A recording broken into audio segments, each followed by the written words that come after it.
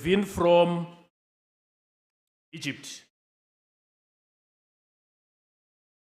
The session is going to focus on talking about policy from policy to actions. That's what we want to hear more. And I would like to take this opportunity to hand over to you, Ambassador Naveen.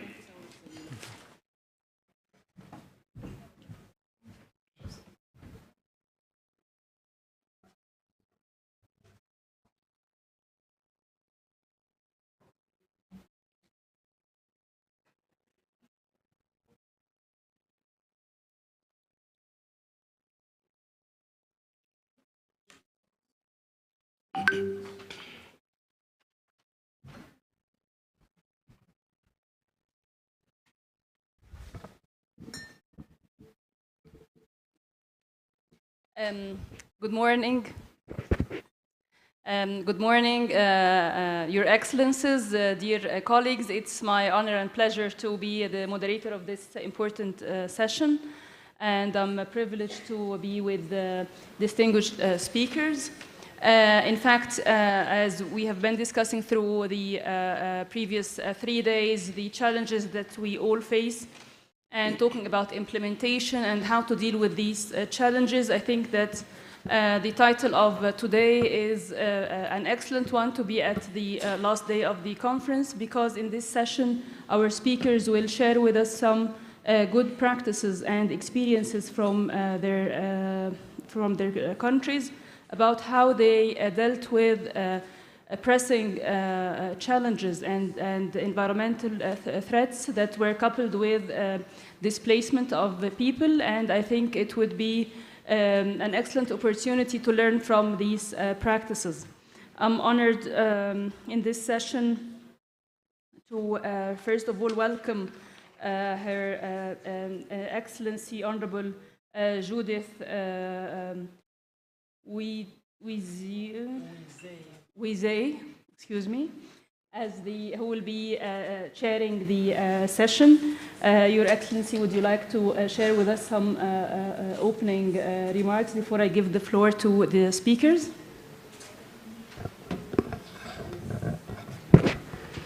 And thank you very much, moderator. Thank you very much, our panelists. Nothing else I should say. It's just thanking the panelists for honoring the invitation and for accepting to be discussants in this special session. Thank you very much, the panelists. Thank you, moderator. And thank you so much. Well, I would like now to give the floor to Honorable Minister, Mr. Njabulu. Okay. Yes, it's here. Yeah. Mr. Njabulu Bheka Nzuza, the Deputy Minister for Home Affairs, Republic of South Africa. I think South Africa had an excellent experience in dealing with the floods and helping the people who were displaced. I believe that your intervention will really be fruitful, so I would like to give you the floor, Your Excellency. No, thank you very much, Chairperson, Your Excellencies, the Director General of IOM in his absentia, members of the diplomatic corps, ministers and deputy ministers, ambassadors, distinguished guests, receive our warm greetings this morning. We would like to thank the African Union Commission, including the strategic partners, for organizing the 7th Pan-African Forum on Migration. We would also like to seize this opportunity to pay homage to the government of Rwanda and her citizens for the warm welcome and hospitality since our arrival here in Kigali. Chairperson, climate change remains the greatest challenge of our generation, impacting a number of our African countries. Nevertheless, our continent continues to make significant investments towards climate resilience and adaptation, irregardless of the limited capacity and resources that we have in the continent. During the 2022, the world witnessed devastating floods in the coastal province of KwaZulu-Natal and the Eastern Cape in South Africa, which sadly destroyed homes, killed more than 400 of our citizens, temporarily displaced families, and also destroyed critical infrastructure that is required for service delivery at an estimated damage repair cost of approximately 17 billion rands. His Excellency President Cyril Ramaphosa led the national government response to the crisis that led to the allocation of additional funds for the reconstruction of the damaged infrastructure as well as humanitarian support for the affected communities. Through our Disaster Management Act, which is an act of parliament and part of our policy infrastructure, as well as our national, provincial, and local sphere coordination mechanism, including civil society amongst others, South Africa was able to mobilize resources in response of the disaster. Because immediately when disaster strikes, the first question that comes into mind is, do we have the necessary resources to then respond to that disaster? As part of developing adaptation and resilience strategies to sudden onset and slow onset natural disasters, South Africa, through the Department of COGTA, which is Cooperative Governance and Traditional Affairs, implements the Disaster Management Act, Act number 57 of 2002, which has resulted in the development of the disaster management plans for implementation by our local municipalities that have been assessed as priority disaster areas. Through these assessment measures to prevent, prepare, and mitigate disaster risks inclusive of climate change are then identified. South Africa's National Disaster Management Committee is in the process of finalizing the draft guidelines on humanitarian standards in humanitarian response.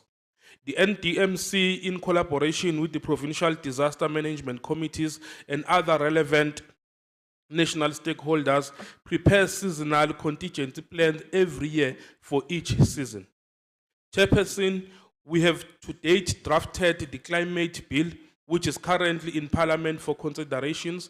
We are also undertaking comprehensive research to understand the linkages between migration and desertification, land degradation, and drought, climate change, as well as other environmental factors. Our principal position is that the continent should urgently address the adverse drivers of forced migration and displacement. This includes climate-induced migration, instability, inequality, poverty, and other related structural deficiencies that compel people to leave the countries of origin. Therefore, Chairperson, we acknowledge and caution that the nexus between migration, climate change, and environment is complex in nature, and the continent requires comprehensive approaches and intensive research to inform future continental policy direction to build sustainable adaptation and resilience strategies for member states. In conclusion, Chair, as a country, South Africa, we support the ministerial declaration as it takes us a step closer to the realization of the African Union Climate Change and Resilient Development Strategy and Action Plan. I thank you.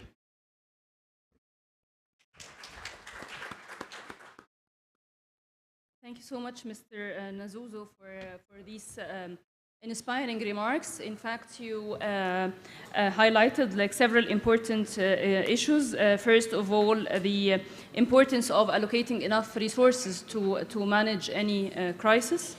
There must be like a plan of action or a strategy how to deal with any future crisis, because it helps in the preparedness of to react and address the consequences of any crisis. Also, you highlighted the research that you conducted to understand the linkages between the floods and droughts and displacement. This goes in line with our discussions in the past few days about the importance of data research and analysis to have evidence. And you also discussed the importance of understanding the root causes and the fact that root causes are often associated with structural factors, and it's quite difficult to have a linear relationship between climate change and displacements, and the importance of bearing in mind like all these other structural factors that would impact displacement. I would now like to give the floor to our second panelist, His Excellency Mr. Ishaq Mahmoud Mursal, the Deputy Minister for Foreign Affairs, Republic of Somalia. Sir, the floor is yours. Thank you very much.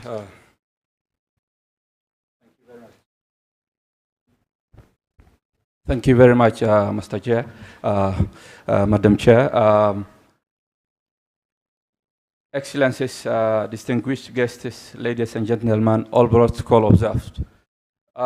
It's a great honor and pleasure to participate in this annual and Pan-African meeting here today. And actually, the theme of addressing impact of climate change and migration and building adaptation strategy and resilient community. Indeed, in such forum and meeting will help us in network and information sharing, as well as also experiences, good practices on migration and issues at all in the continent. First of all, allow me to express my sincere gratitude to the government of Rwanda for hosting this important meeting. On behalf of Somalia, everybody in the forum can understand Somalia has been tackling most or the worst cases of the result of climate change, and also very huge migrations due to after the civil war happened in 1987 and in 1991. There has been a huge number of internal and external displacement. Then that already also continued by very worst drought effects, including the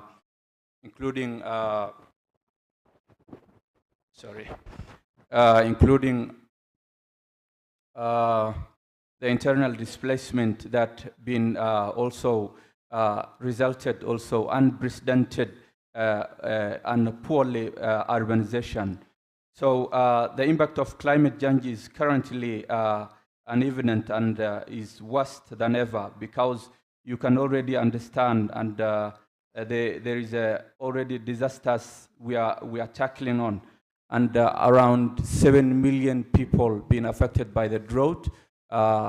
More than 1 million have been evacuated from their homes that joined the capital cities, including Mogadishu, Baidoa, Kismayo, and some other districts, seeking for medical and also other help and support from the government, and also donor, international and national organizations and UN organizations to support. Ladies and gentlemen, you can understand that the climate change also resulted that in two ways. One is that we do have challenges of water shortage. In every season, we have a very severe water shortage, or either we experience flood and the flood-affected communities, which also forcefully affected by the displacement from the districts or regions of Hiran, Lower Shabelle, Middle Shabelle, and also part of Jubaland regions. With that result, you can understand also this is also accompanied by insecurity, which is largely caused by Al-Shabaab in the region and also in the country. Somalia is observing and also particularly tackling these insecurities. Whenever the government could try to tackle and also respond the affected community, security is an issue. in addressing and what we have been addressing, particularly the climate change, Somalia has embraced a national climate change policy, which actively involved and assisted by the wide range of stakeholders, international partners, and Somali business and diaspora. The National Adaptation Program of Action, also with the goals of also making Somalia more resilient to negative impacts of climate change, improving adaptation or adaptive capacity of vulnerable Somali communities and the ecosystem which they depend to the adverse also impact of climate change in Somalia. To adequately address change as climate change, also the challenge of responding, which may not possible, also timely responding, and also that have been affected very huge number, and also Somalia is currently experiencing, as already been shared, the world communities as well as also the African Union, the ever drought, which is also like combined with the aggressive Al-Shabaab fighting against Al-Shabaab. So whenever we liberate a new area, it's also very huge numbers that never received support, if it is education, health, and also other supports that may government deliver. Otherwise, in my conclusion, I would like to take this opportunity to share with you that Somalia is totally different from these countries in Africa because of the insecurity, 5th year of crop failure, the effects of desert locust, the effects of also COVID that also contributed the livelihood, and that combined is giving us the severity of all livelihood at large. Thank you very much, Mr. Chair, and thank you very much, members of the panel. Thank you.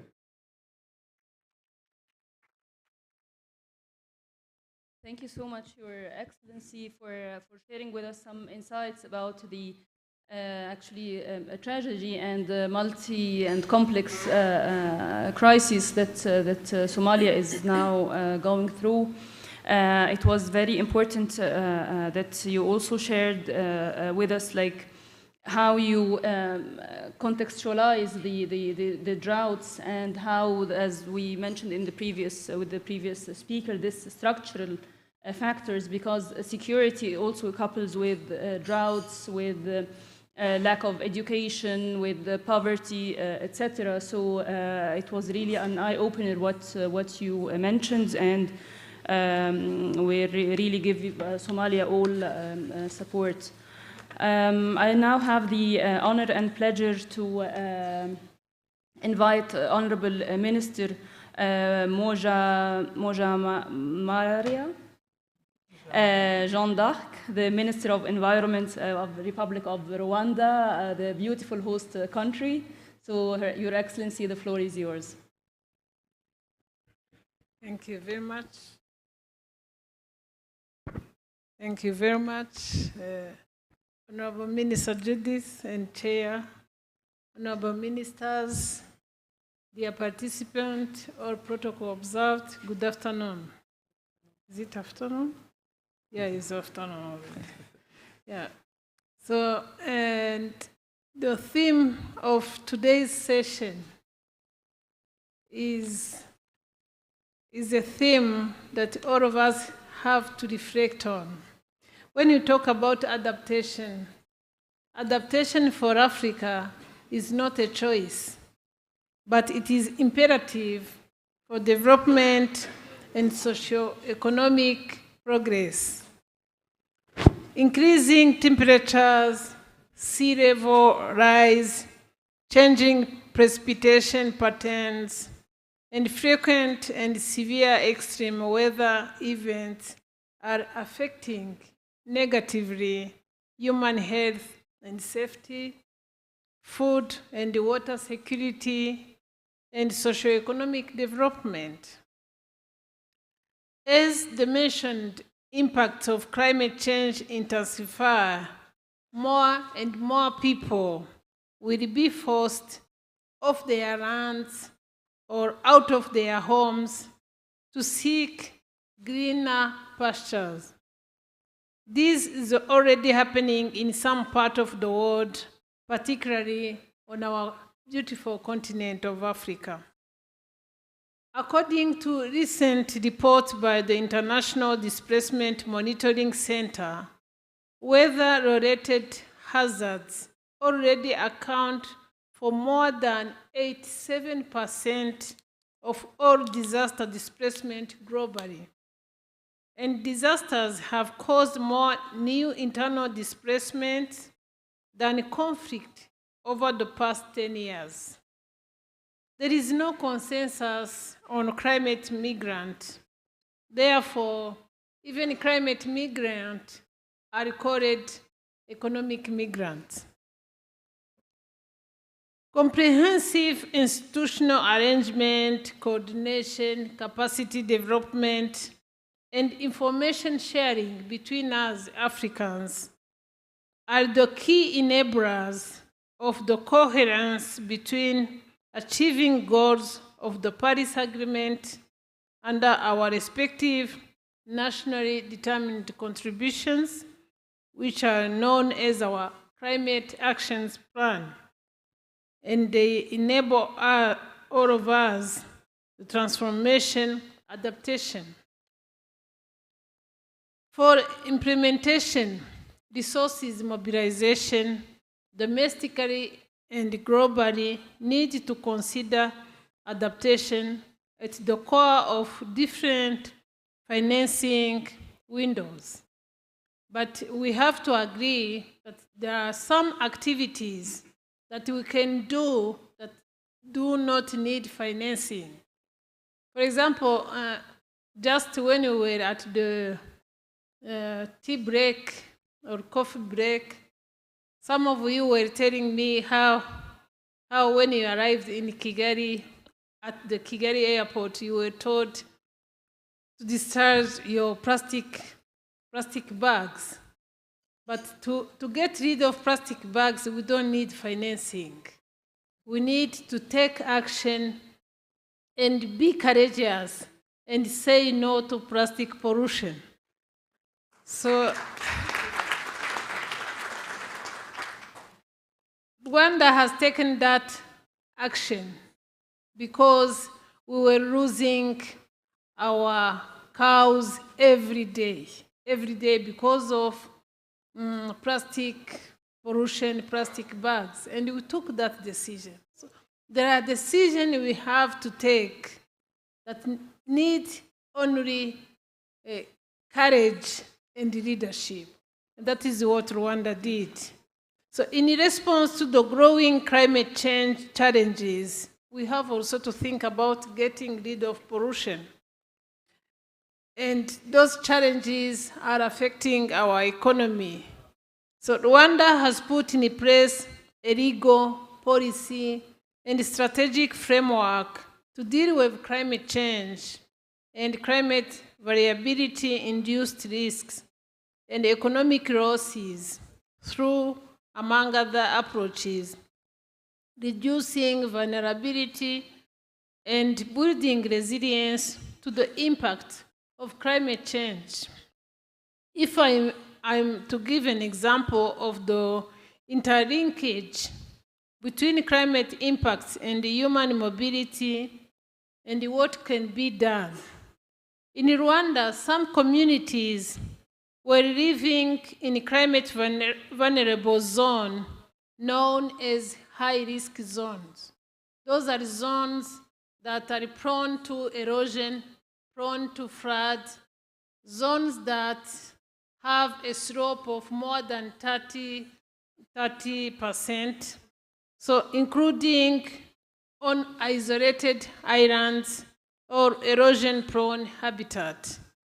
Without any basic infrastructure, such as health facility, electricity, or even access to nearby schools, means lack of education.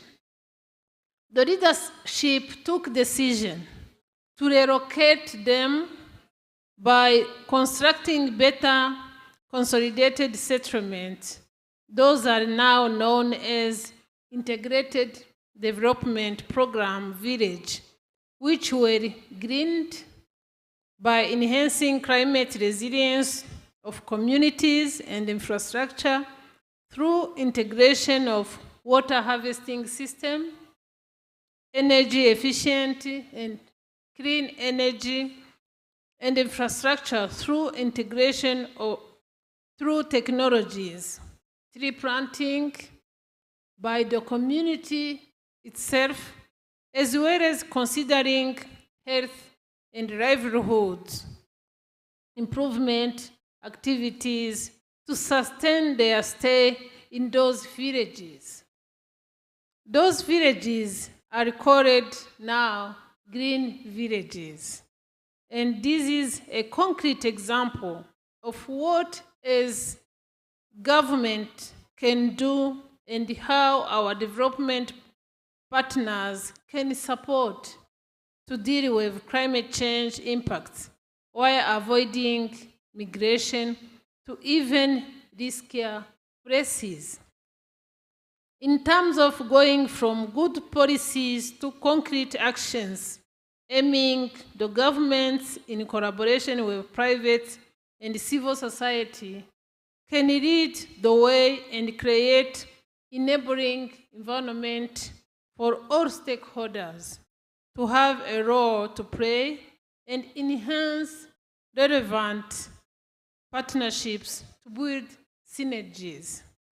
This must be done with those in need, with the aim to not leave anyone behind.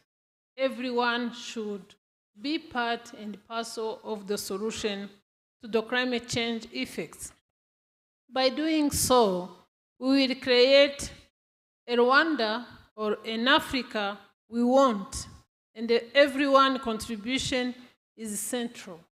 Sustainability must be based in resilience of people and systems against impacts from within or outside.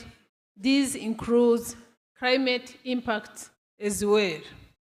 And the statistics are showing us that in times to come, if we continue to do business as usual, we will have more migrant, climate migrant than conflict migrant.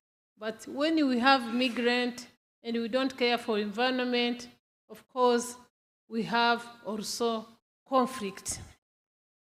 I'm hopeful that through joint effort and the like-minded understanding of the interconnection between climate resilience and prosperity, we can together create a better environment for us and future generations to prosper in their respective African countries.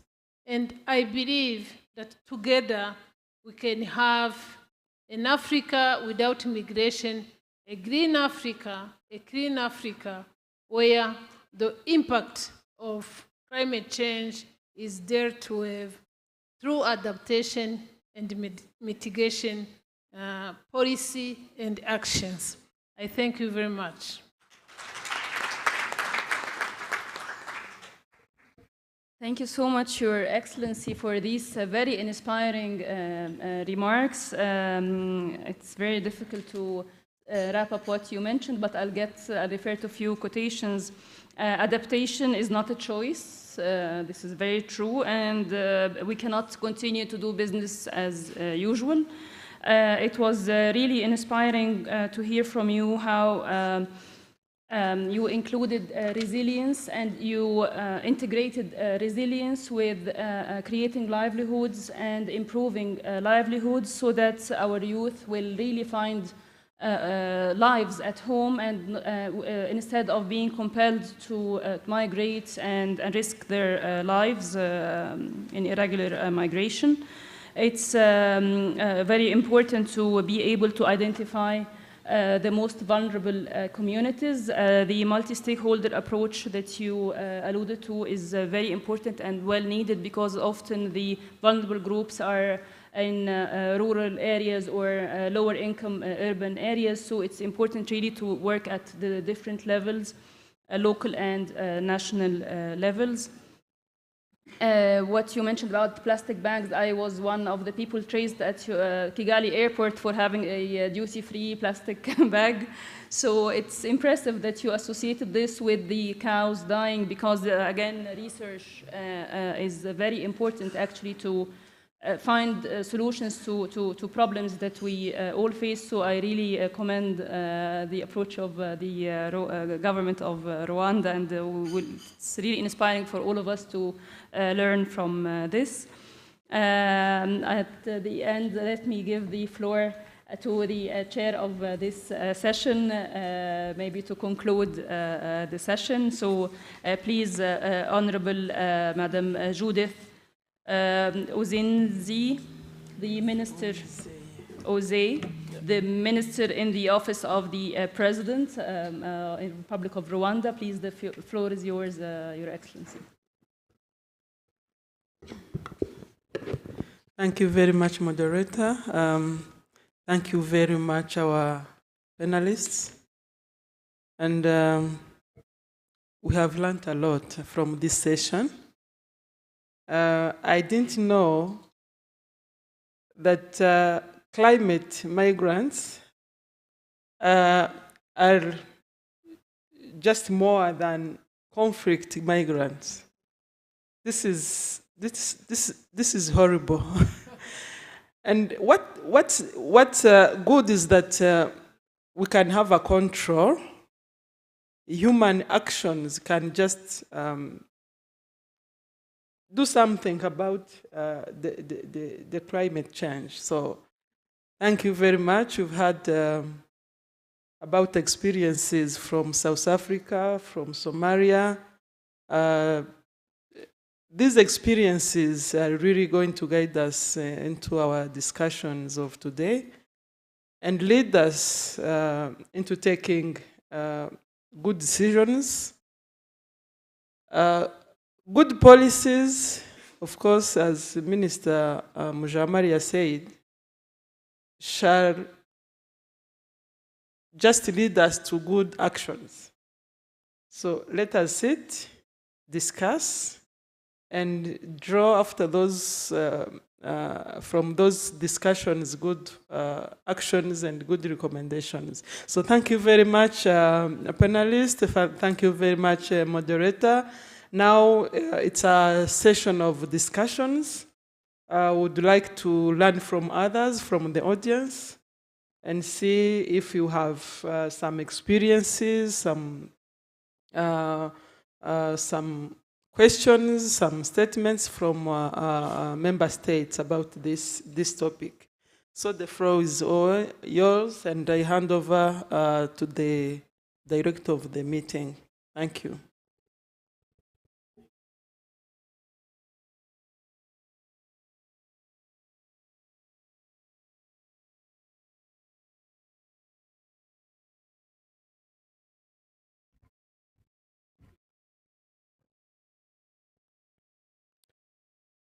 Now, let us hear from the audience if we can get like 2 or 3 statements from other member states that can just give us some experiences on how things are done elsewhere. I can see Libya. Yes, Libya. I don't see the name. Nigeria. Libya, Nigeria. Okay, those 2. Thank you. Let's start by Libya.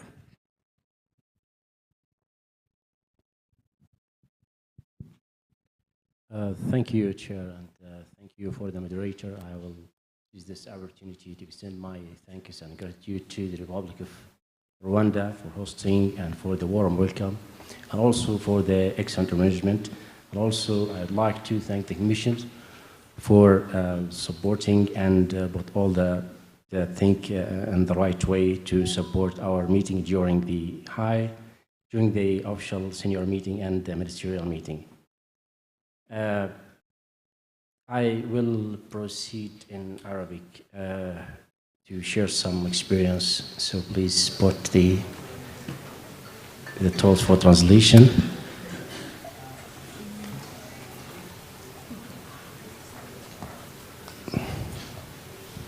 Organizers, if we can have the speakers here for the panelists. لحظة واحدة. شكرا.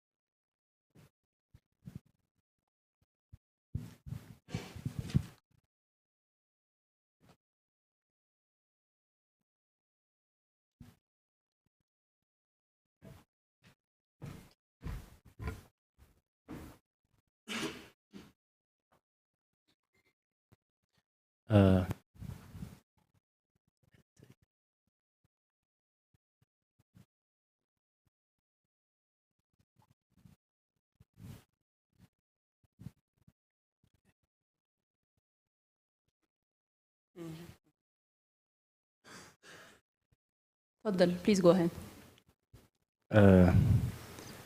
شكرا السيد المنسق وشكرا السيد الرئيس.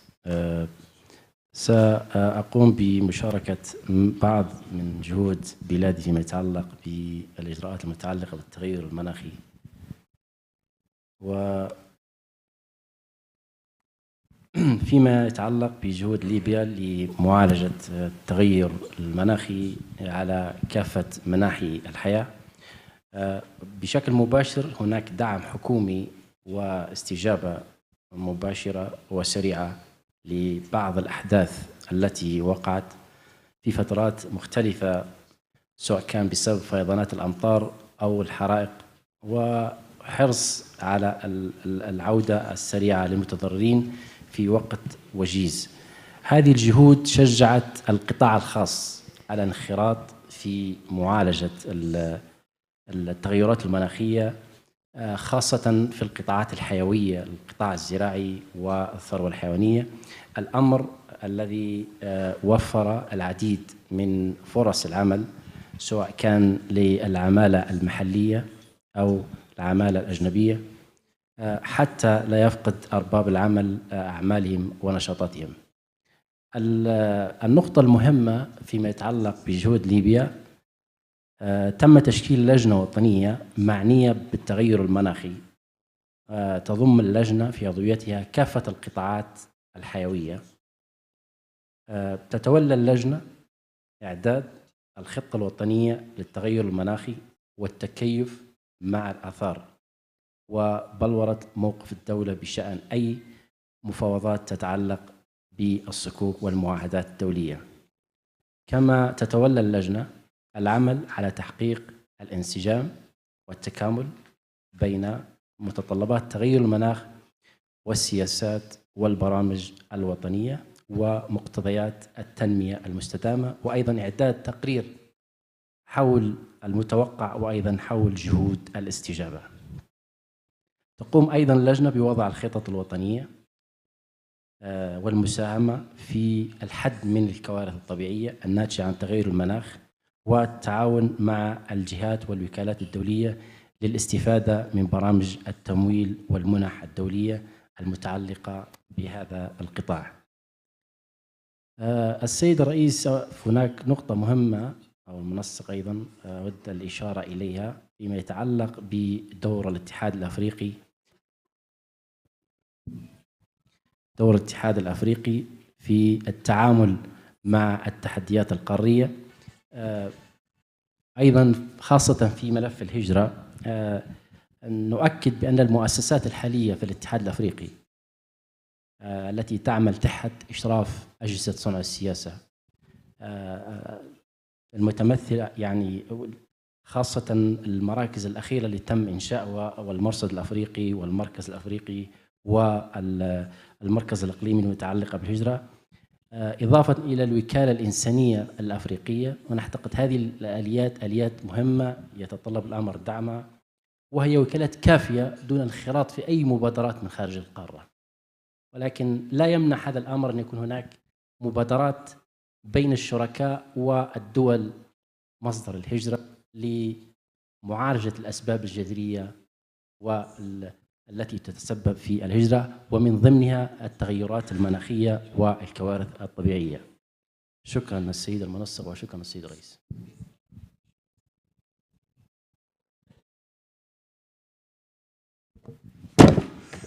Sorry. Thank you very much. And we can hear from Nigeria. Thank you very much. Thank you very much. Let me recognize all the protocol, and particularly appreciate the AU for organizing and convening this very important meeting. Nigeria hosted over 1.3 million migrants, 82,430 refugees, and also 1,600 asylum seekers. And over 3.2 million Nigerians from their habitual residents moved to other parts of the country due to the conflict, insecurity, and climate change. And of course, because of the need to address this issue of migration and as well climate change-induced migration, the government of the country extend the mandate of the National Commission for Refugees to cover migrant and internally displaced persons. And in that regard, by that extension of the mandate, in 2015, that was a development of national migration policy, which provide adequate guide and coordination of migration issues and spell protection of rights of migrant and migrant workers, among other things. It also provides roles of thematic leads who periodically meet by conveyance of technical working group. These thematic groups are Standing Committee on Diaspora, Labor Migration Working Group, Migration Data Management Working Group, Post-Migration and Assisted Voluntary Return and Reintegration, Stakeholders Forum on Labor and Border Management. So in its effort also, so many policies are in place to ensure mitigation of this disaster induced. Apart from the national migration policy, we have national policy on labor migration. We have national diaspora policy, national policy on internally displaced persons. Just recently, and this year, and this month, the Honorable Minister of Humanitarian Affairs, Disaster Management and Social Development has announced that the Currently, and as at 16 October 2002, 603 lives had been lost because of the flood.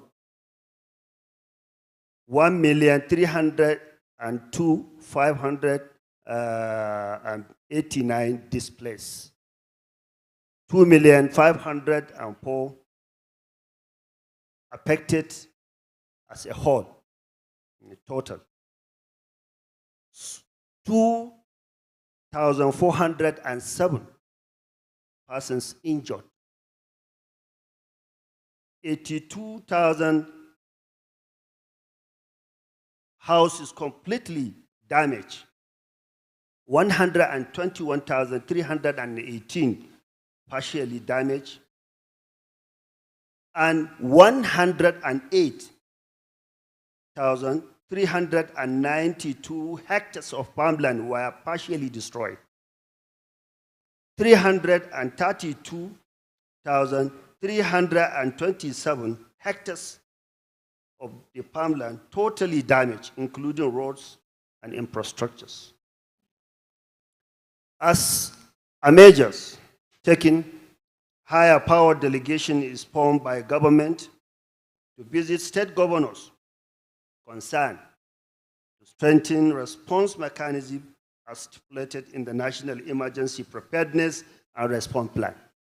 Yes, before I finalize, I want to say that the nation has a National Emergency Preparedness and Response Plan, which was developed with the consideration of the 4 phases of disaster management cycle. That is mitigation, preparedness, response, and recovery, as an effective means of dealing perennial flood in Nigeria. The objectives of the plan is to increase political and stakeholders' commitment and participation in the governance of flood risk reduction at all levels. This will therefore improve capacities of local communities in the identification, mitigation, prevention, response, assessment, and monitoring of flood risks. So I think in summary, that is what Nigeria is doing to ensure that a very prompt and timely response is being done as a result of the climate change-induced migration. Thank you very much.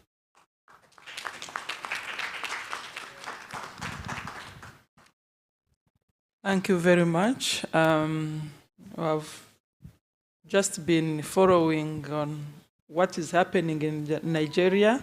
So he has just shared with us experiences on what has been going on there, and it is very sad. I can see Morocco. Morocco can take the floor. Thank you.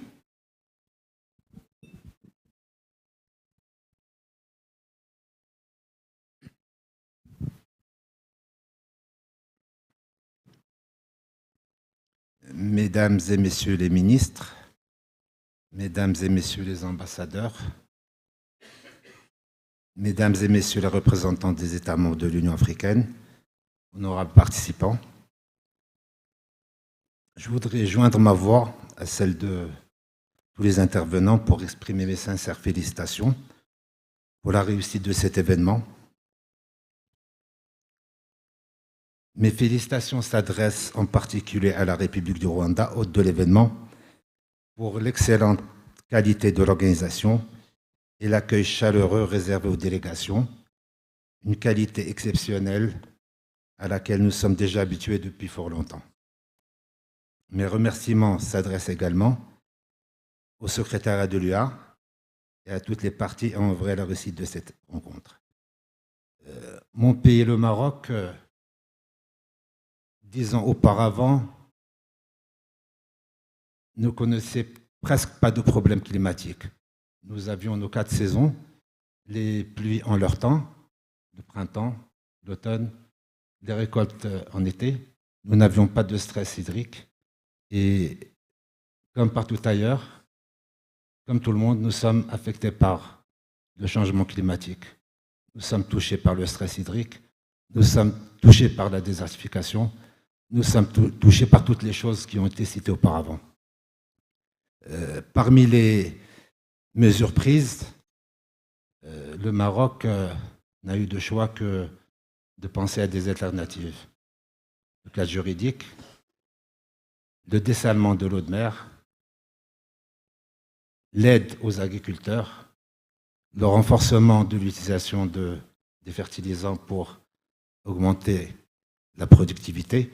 Mais dans l'élan de tout ce qui a été dit, je voudrais citer quelques propositions que le Maroc prône, non seulement pour le Maroc, mais aussi pour notre cher continent africain. Parmi ces recommandations, le Maroc est favorable à la mise en place d'une alliance regroupant les États africains pour atténuer les défis du changement climatique, tout en créant une synergie, en maximisant la mobilisation et les ressources dont dispose le continent pour renforcer le degré d'adaptation et de résilience. Le Maroc préconise que l'on incite les États membres avec les partenaires de l'Afrique à renforcer le plaidoyer et à remédier au phénomène des émissions de gaz à effet de serre, tout en sachant que l'Afrique demeure le continent qui contribue le moins à ce phénomène. Le Maroc propose d'adopter une approche humanitaire et solidaire. Le Maroc appelle les pays africains affectés par la migration climatique à renforcer leur arsenal juridique, et c'est très important, et encourager la société civile, le secteur privé à jouer un rôle plus dynamique, prépondérant et déterminant. Et c'est ce que nous faisons déjà chez nous. Le Maroc propose l'adoption d'une approche inclusive, associant l'ensemble de la société civile aux efforts visant à relever les défis complexes entourant les articulations entre migration, environnement et changement climatique. Nous préconisons également le renforcement des politiques d'adaptation et de résilience à travers notamment la Convention cadre des Nations Unies sur le changement climatique et l'accord de Paris. Nous recommandons également la mise en œuvre d'une action urgente de la communauté internationale axée sur la protection des personnes déplacées, la facilitation des déplacements préventifs et la prévention des déplacements massifs et brusques est aussi primordiale à cet effet. Je voudrais saisir cette occasion pour donner un exemple qui s'inscrit dans la suite du changement climatique et ses effets. Comme vous le savez, comme ça a été présenté par la délégation marocaine tout au long de ces derniers jours, le Maroc est non seulement un pays de transit de l'immigration, mais il est aussi actuellement un pays d'accueil. Plusieurs dizaines de milliers, voire des centaines, arrivent au Maroc. Le Maroc a mis en place une politique de régularisation. Nous sommes parvenus à régulariser à ce jour 50 000 personnes et nous avons aidé 1800 qui l'ont souhaité à regagner leur pays d'origine. Quand on parle de régularisation, ça veut dire que ces gens-là ont obtenu une carte de séjour, ont obtenu l'accès aux soins de santé, l'accès à la scolarité. En plus de cela, des couples mixtes se sont formés. Ils ont obtenu des emplois. Ceux qui n'avaient pas de formation ont pu l'avoir à travers une expérience in situ dans divers domaines. Ils sont actuellement actifs dans l'hôtellerie, dans le bâtiment. En arrivant au Maroc, ils n'avaient pas d'expérience ni de métier. Aujourd'hui, ce sont des artisans confirmés. Alors, d'une manière générale, et pour conclure, un grand nombre de migrants arrivent à la frontière à la frontière à 14 km de l'Europe, sans aucune formation à l'âge de 16 ans. C'est pour cela que je préconise la formation à la fois académique, professionnelle et la formation sur le terrain in situ. Si ces gens-là, ces jeunes qui, à un moment ou à un autre, traversent l'Atlantique, avaient pu avoir une formation avant, malgré les aléas climatiques que nous rencontrons actuellement, peut-être que la décision aurait été prise avec beaucoup plus de recul. Voilà, merci beaucoup.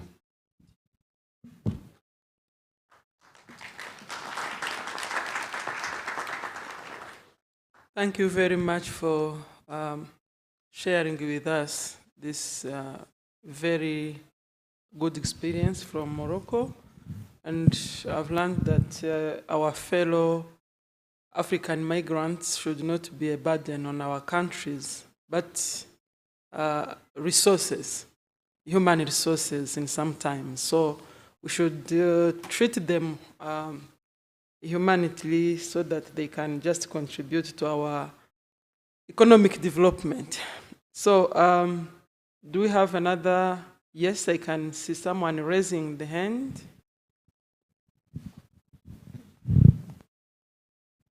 Thank you.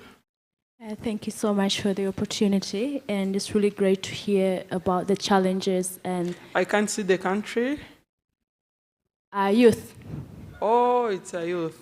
Thank Global you. African citizen. Okay, thank you.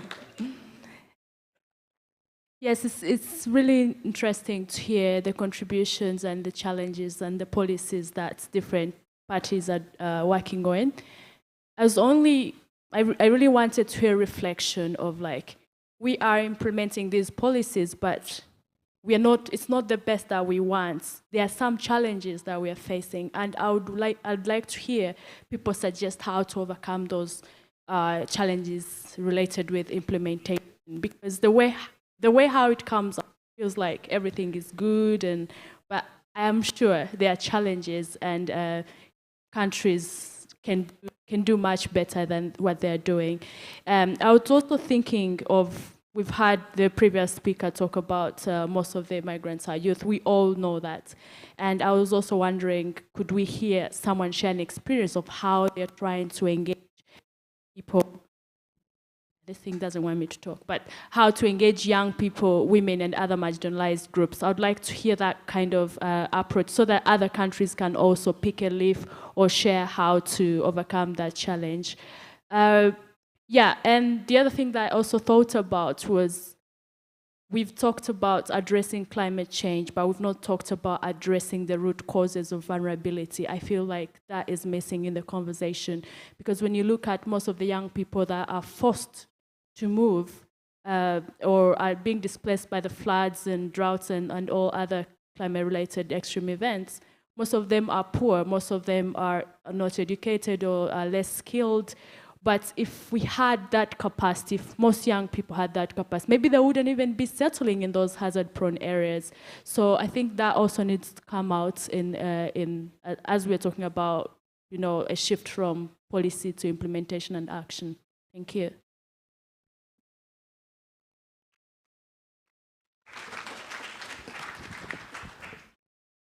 Thank you.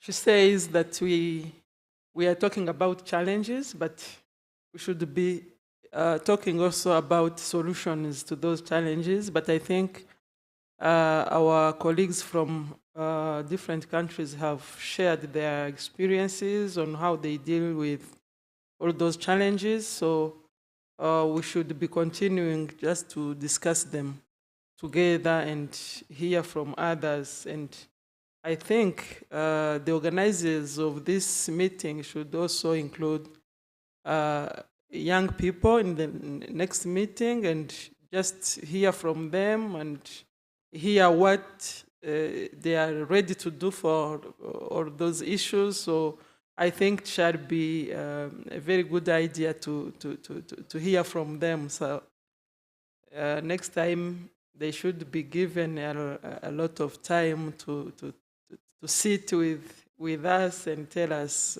how they understand things. Thank you. Tunisia?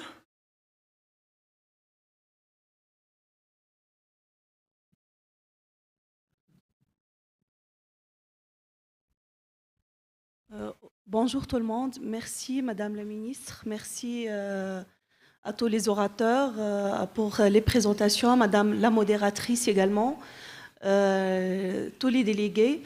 Je tiens à réitérer mes remerciements pour l'Union africaine et également pour le gouvernement de la Rwanda pour l'invitation et pour l'accueil chaleureux. Je voudrais rebondir sur quelques points.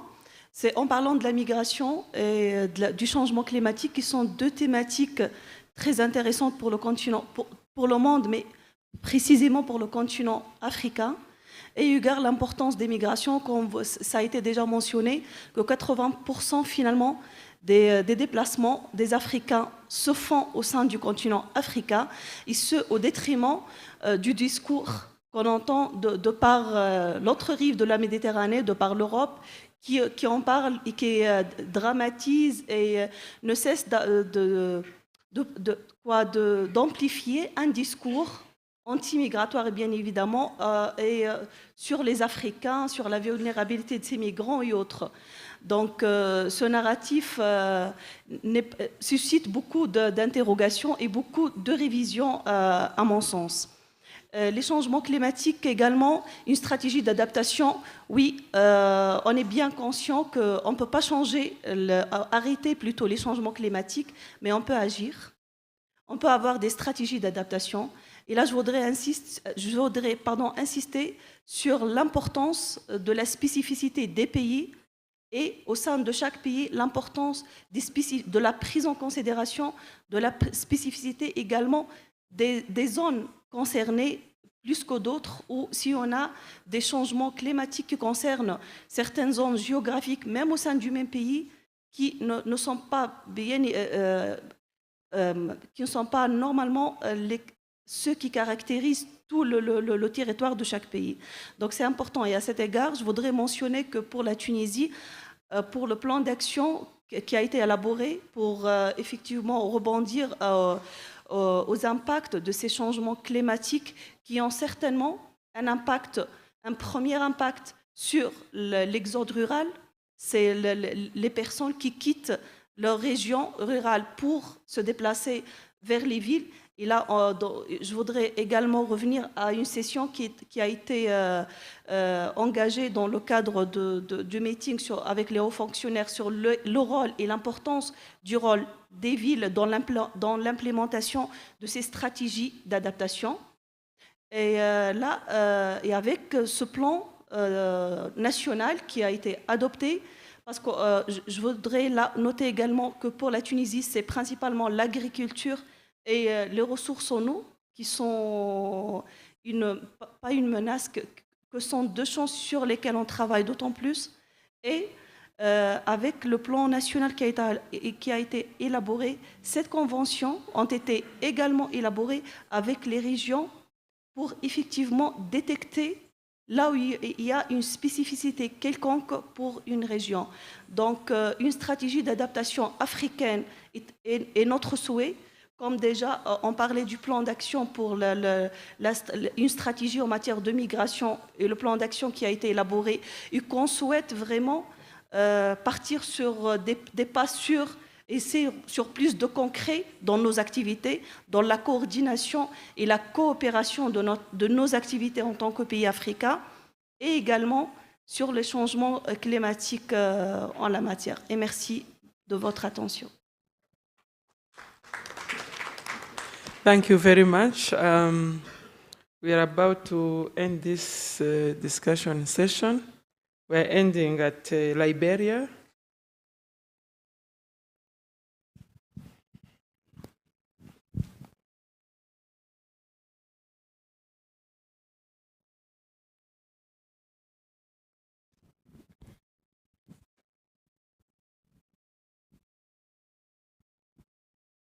Your Excellencies, distinguished delegates, Liberia would like to share the experience and strategies used in engaging our young people who were victims on migration. We would like to say thanks to the IOM who have helped us to repatriate over 2,000 of those individuals from Libya, Morocco, and Oman. What we did was we allowed them to tell their story.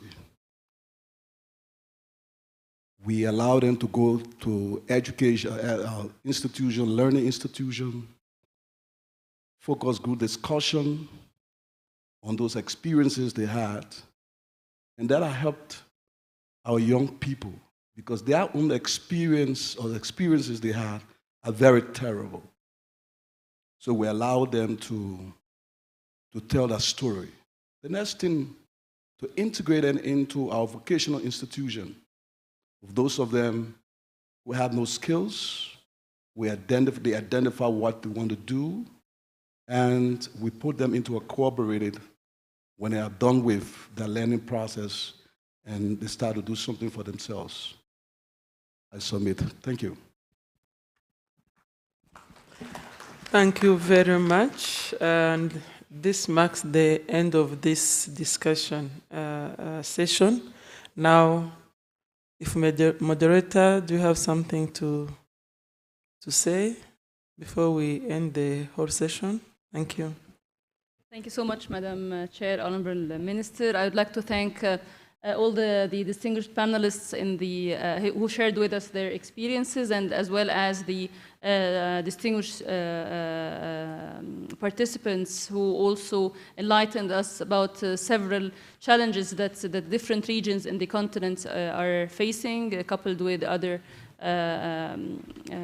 factors that really create root causes for irregular migration and how they face it.